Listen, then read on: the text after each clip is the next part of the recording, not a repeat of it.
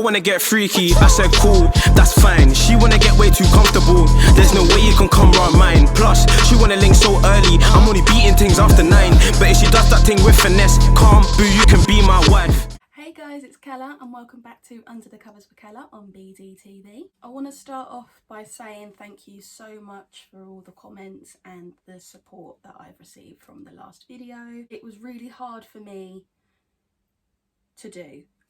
If you know me as a person, you'll know that I am quite hard-headed and stubborn, and I will literally just put a front on for things. So the fact that I've allowed you all to kind of see me and see the things that I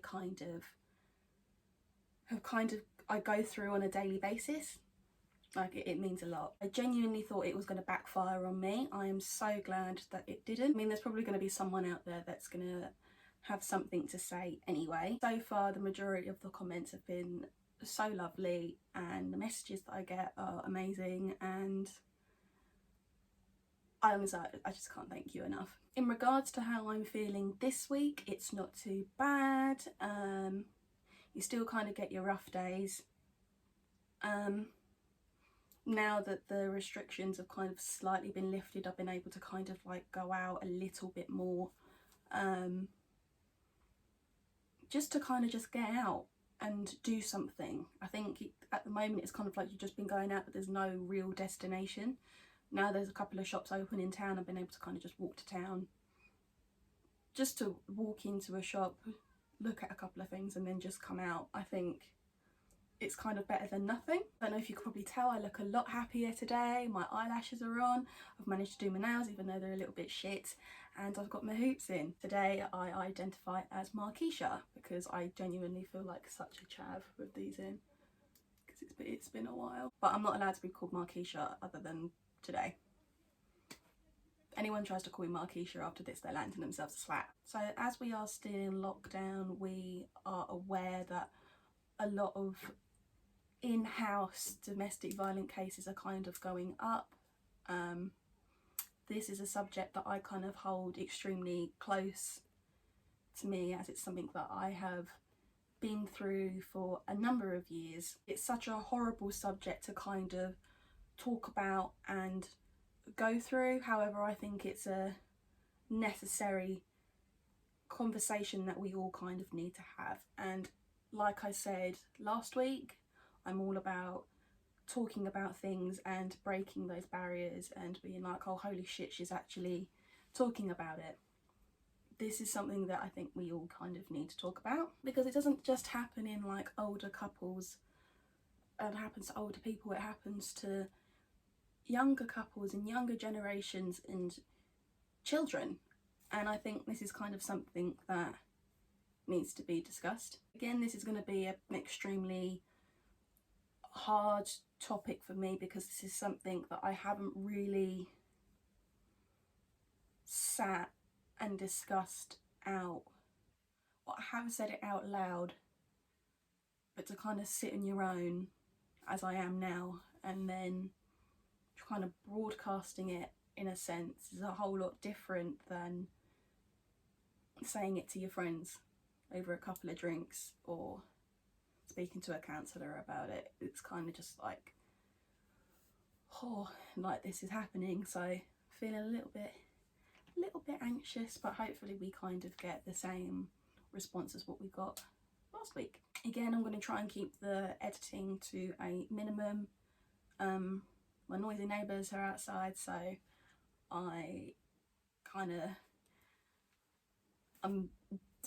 I'm still going to be editing shit. I don't even know why I'm saying this. But I kind of want to cover like the myths and the facts about domestic violence, especially now, so people know kind of like what to look out for. And again, it's just for more insightful purposes. I will at some point start talking about sex again. At some point, I promise, I pinky promise. But right now I think we kind of just need to get the nitty gritty and the not very nice things done out of the way. But I will start with my experiences from domestic violence. So I have been a victim of domestic violence from when I was 4 years old. It was horrible, I think, as a child. Nothing sexual or anything. It was all physical. That lasted for like a number of years. It wasn't just me that was getting hurt, it was my mum that was also getting hurt. When my sister came along, she was also getting hurt. Those sort of things, and the things that you witness, you kind of carry with you throughout life. So how I always go on about like men are trash, or my feelings get hurt and I'm like, you know what, just throw the whole man away. It's not because I go through one heartbreak and that's it.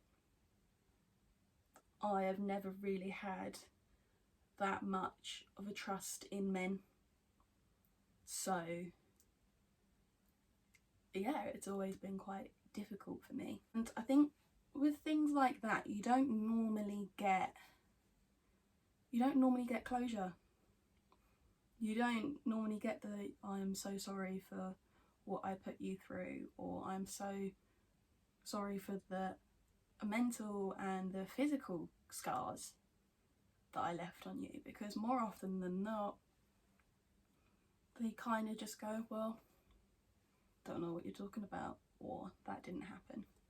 Example, I've got like the tiniest scar like above my eyebrow, and I don't know if anyone will actually remember these, like the people around my age, but we used to have like these dancing flower pots, and I had that launched at my head, which obviously has created like the little scar.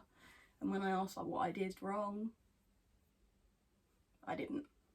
It was just in a bad mood. This is something that unfortunately still goes on. I mean, you never know what goes on behind closed doors.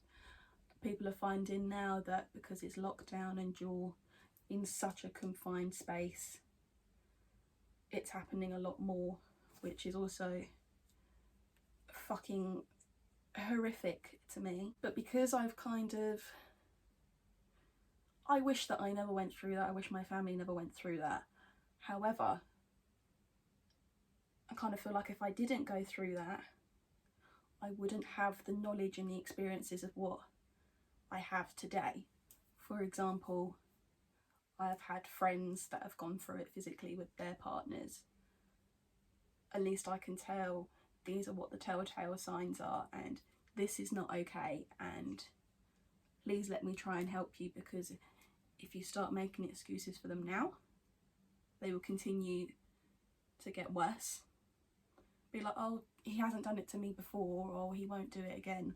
This is something that I hear all the fucking time, and nothing grates on me more, because it's like it starts off with just you, and then it progressively it does get worse, and it's bad enough that they're smacking you about, let alone smacking your children about. Like, when does it ever end? So it needs to stop at the first time. Not even just men, women do it to men too. Like, there's been a number of domestic violence cases where the men are victims, but because of how society is, the man has to be like, you know, they have to be the man. They can't, you know, show any form of sign of weakness, so they're not that likely to be reported.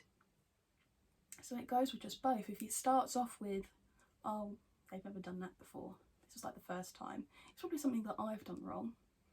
They will continue to do it more and more and more because you keep making up 101 excuses. And I will continue to argue that with people. I will continue to argue the case. The second somebody lays their hands on you in a way that you did not consent to, or in a way that is aggressive and you didn't like it, they gotta go. That's it.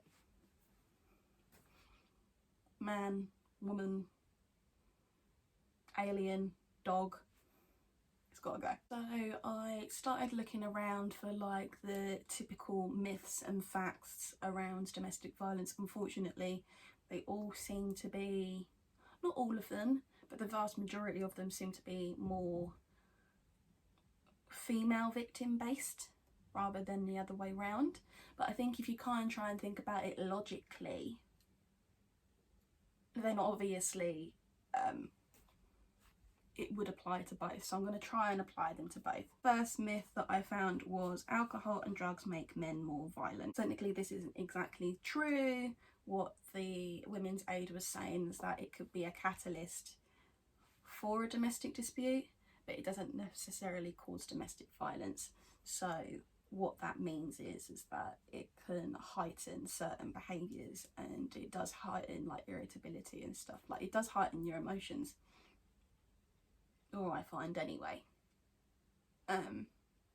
Example, if I have too much of like a certain amount of alcohol and I'm already in a pissed off mindset, and then somebody else pisses me off on a night out, then obviously I'm just going to snap, and then I'm not going to hit somebody, I just get really fucking annoyed. Unless you put your hands on me first, I'll headbutt you. More often than not, people seem to use the alcohol or the drugs excuse to be like, oh yeah, it's because they're on that, that's why they're so violent.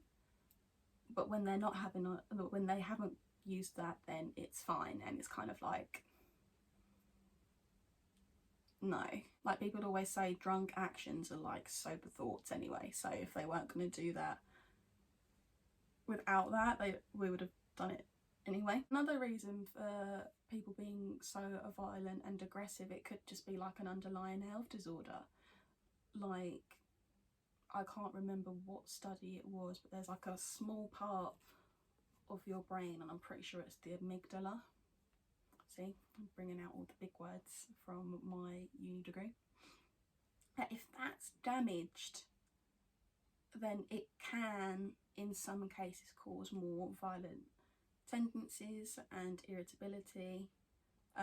Feel free, somebody, to correct me on this, but I'm pretty sure that there is like this part of the brain that if that's like damaged or altered in any form of way, it does have like a negative side effect. Myth number 2, if it was that bad she'd leave. The reality of this one, really, to be honest, is that people stay for multiple reasons. It could be that majority is because they're scared.